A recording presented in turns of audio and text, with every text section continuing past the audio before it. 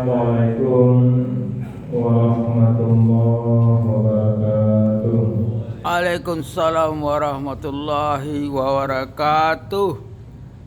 A'udzubillahi minasyaitonir rajim. Bismillahirrahmanirrahim. Alhamdulillahirabbil alamin. Asyhadu an la ilaha illallah wa asyhadu anna Muhammadan abduhu wa rasuluh la nabiyya ba'dah. Allahumma shalli ala sayyidina Muhammad wa ala ali sayyidina Muhammad.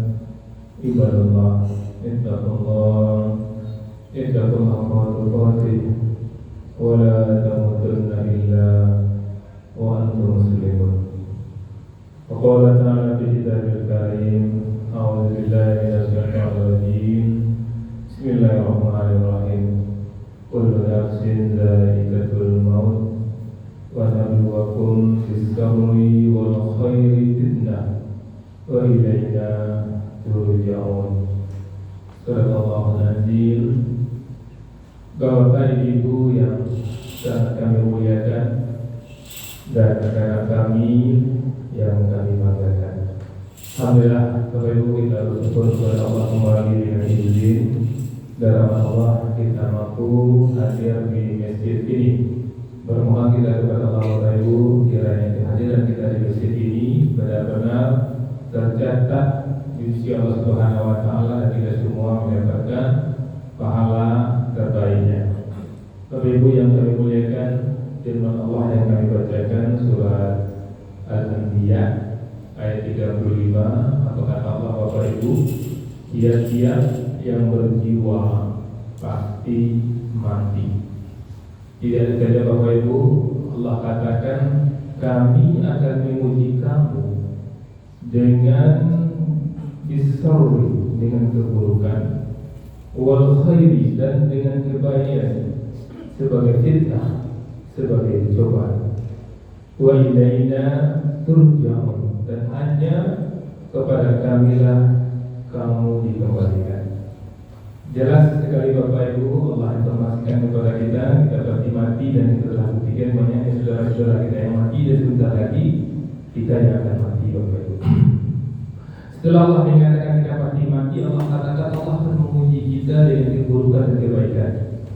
Dengan menyadari ini Bapak Ibu, ini dua fasa hidup yang pasti dan pasti akan kita temui sampai kita mati. Lagi hidup juga kita Bapak Ibu, pasangan hidup ini, kebaikan dan keburukan pasti akan silih berganti mendatangi kita. Dan itu bentuk ujian. Dan Allah mengatakan apa? Wa ilaina turja'un, dan hanya kepada kamilah kamu dikembalikan. Kembali itu apa? Untuk mempertanggungjawabkan ketika kita mendapatkan kebaikan, apa yang sudah kita lakukan. Ketika kita mendapatkan keburukan, apa yang sudah kita lakukan. Dan itu akan kita bertanggungjawabkan nanti di akhirat. Maka kunci hidup ini Bapak Ibu, kami ingatkan dari kami semua, kunci hidup ini adalah ridho.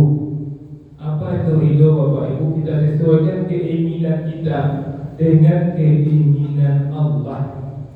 Kalau saat itu kata Allah, keinginan Allah buruk untuk kita, pandangan kita pasti ada buruk Bapak Ibu, pandangan kita terima dengan sabar Bapak Ibu.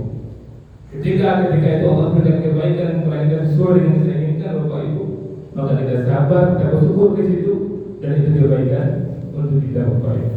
Kalau ini sudah tertanam dalam hati kita Bapak Ibu, betapa nikmat dan nyamannya hidup ini. Kenapa tidak nyaman? Kenapa tidak nikmat Bapak Ibu? Karena kita tidak persoalan, kita sadar ketika kita menginginkan sesuatu kebaikan ternyata tidak baik, dan kita sadar itu ujian dari Allah, dan kita bersabar Bapak Ibu, betapa nikmatnya itu tidak stres kita Bapak Ibu. Keluh kesah sedih kita sesaat saja, sekian detik kita sedih Bapak Ibu sebagai seorang manusia. Kemudian kita ingat ini ujian. Sabar di sini, pahala Allah berikan kepada kita.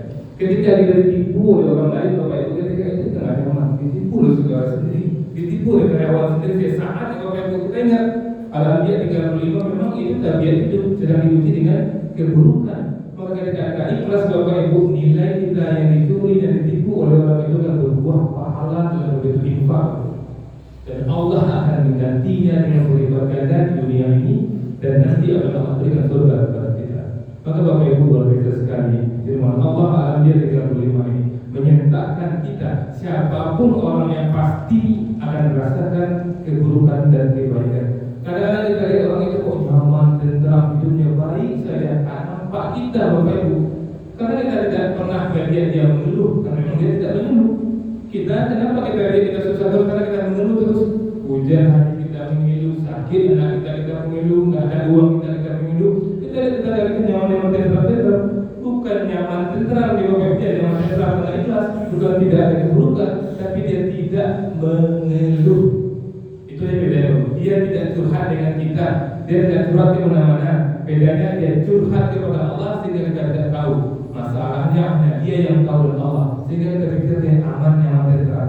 Pasti dia juga diuji oleh Allah dengan keburukan dan kebaikan Bapak Ibu. Ini penting Bapak Ibu, kadang pernah kita merasa ketika dari Allah tidak adil Bapak. Aku dari ketik sampai gadang, miskin saya miskin, saya tahu sakit saya tahu. Orang lain itu nikmat tidak Bapak Ibu.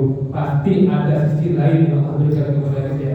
Mungkin dia kaya raya Bapak Ibu, tapi ada mungkin anaknya yang sakit, kemenakannya yang sebentar minta uang, minta ini sama dia.